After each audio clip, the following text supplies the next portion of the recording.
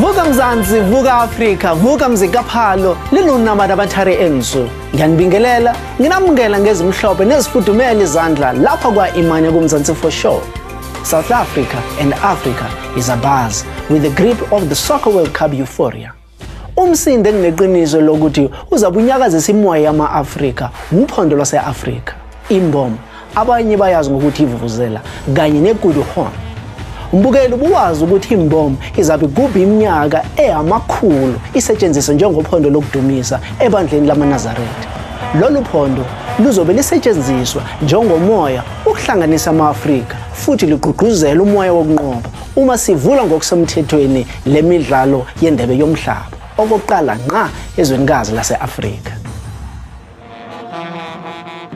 For the past 100 years, the Isaiah Shembe congregants have always made their clarion call to worship and sang the songs of praise to Mvelingqange with this imbom. For 100 years, the followers of Isaiah Shembe have blown the imbom with which the Shembe Nazarene congregation sends their prayers and messages in song and dance. Both old and young women have found the sound of this horn a spiritually fulfilling mode of linking with the divine.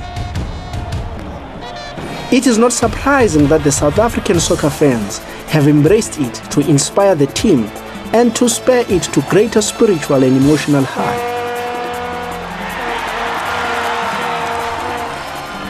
These vuvuzelas were again seen being blown by Ndebele women during a special prayer meeting of African traditional leaders and diviners to sanctify all stadiums. This was a prayer that was carried by African ancestors to the divine spirit to embrace the bliss of all Africa, to sanctify all the stadiums that are to host the memorable FIFA 2010 Soccer World Cup. The ceremony, led by African leaders from all provinces, ended up at Soccer City, where libation and the burning of incense were performed.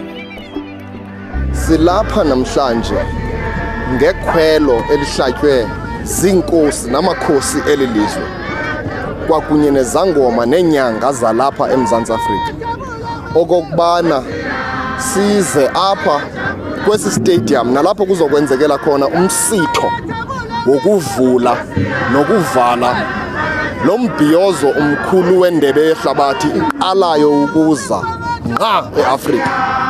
Silapha ke ngoku sizothetha nesihlwele nezinyanya namadlozi asemhlabuhlangene singabantwana belilizwe sisithi ngaze ke lo msitho ungcwaliseke, ngaze ke lo msitho unikwe imfefe ngabo balele ukuthula. UThixo wasidala sinabantu bamnyama wasifundisa ukuba izinyanya zethu abazali bethu abangasekhoyo ngabo abantu abalikhonco phakathi kwethu naye. Xa kuhlangene isizwe ngomcimbi ohlanganisa isizwe kufanelekile into okubana ke ngoko inkosi zidlala indima ephambili.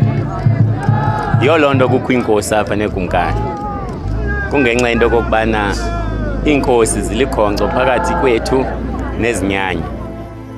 The African traditional leaders and diviners communicated their pleas to the universal ancestor to also bless the entire continent's celebrations. Indlela ebalekile lesitele namuhla la kule stadium se-FNB sitele ukuthi sitohlanganisa onke amadloti labuye emagumbeni amane omhlaba njengoba sathi ukuthi sizive sitomukela abantu labeta la eNingizimu Afrika batokhuluma bete batodlala badlalele eNingizimu Afrika. Indlela ebaleke kakhulu lokuthi usuku lanamuhla usuku lwe-Africa Day lesilibita ukuthi Africa Day kusho ukuthi sifuna ku-celebrate inkululeko yenkolo yebantu labansundu. Sifuna nekusho ukuthi ade kwaba khona lokutheni lokwendekako eSouth Africa nangabe abantu benkolo yase-Afrika bangasi ingxenye yekubandzakanya kulo mcimbi. Kungako sibona sidinyanga ngoma sibe laphi benzabuko kokuthi asesihlanganise onke amadlodi emagumbi amane emhlaba. Sike sithe ukukhuluma ukuthi nguphi lesingakwenda sikwende kangcono ukuze ukuthi imimoya nangabe kunemimoya lesetulu sikwathi ukuthi siyehlise nangabe mhlambe kunebantu labasolo bakhuluma banokuzindla ngetindvethu itsite bakwathi ukubona ukuthi akufanelekile ukuthi sizindle ngalesikhathi sikhathi sekuhlabula sikhathi sekuhleka kunethi onke emakhaya avule iminyango bani nabafika sibendele likhamba leliside sibashiye futhi babe nendvo letsite labathi ayisithatha bayise emaveni abo.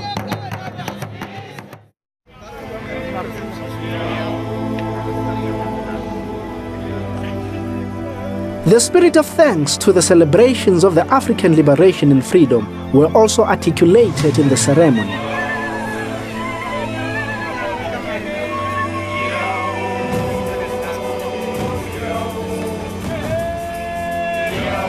Umhla wama-25 kuMeyi eyaziwa ke ngoba yi-Africa Day apha ke elizweni nje lilonke.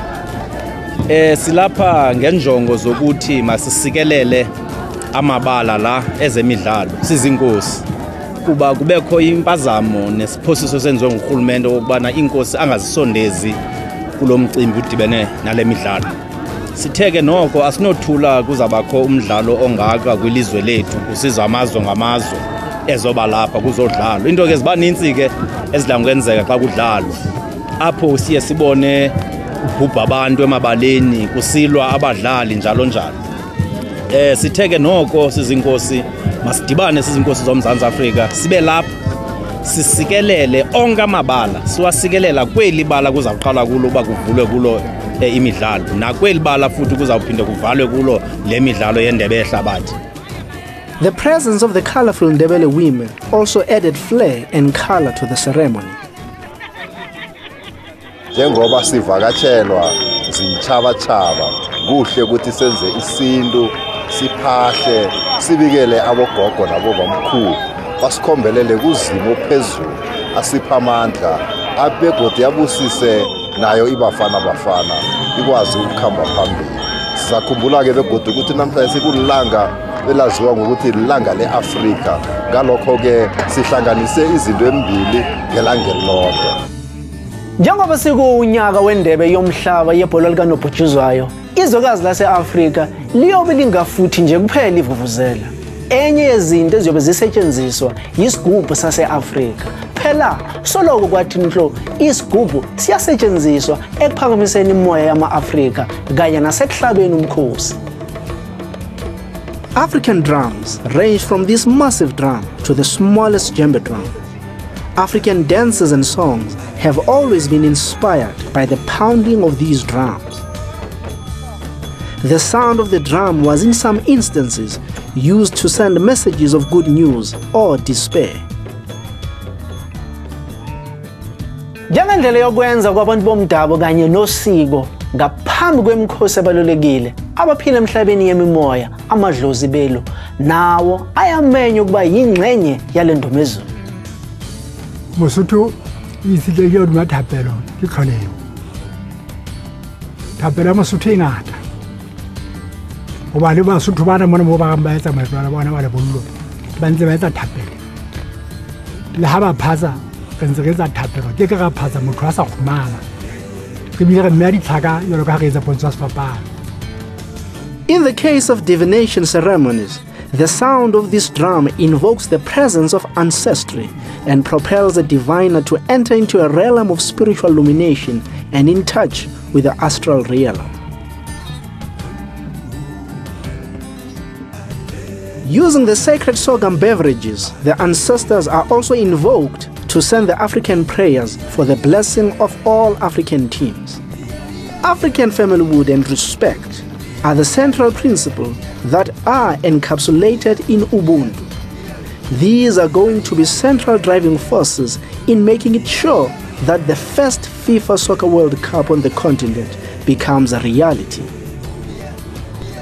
With South Africa having embraced so many African nations, the celebrations are going to be colored in all the garments that reflect the spirituality and the essence that embody a thank you gesture.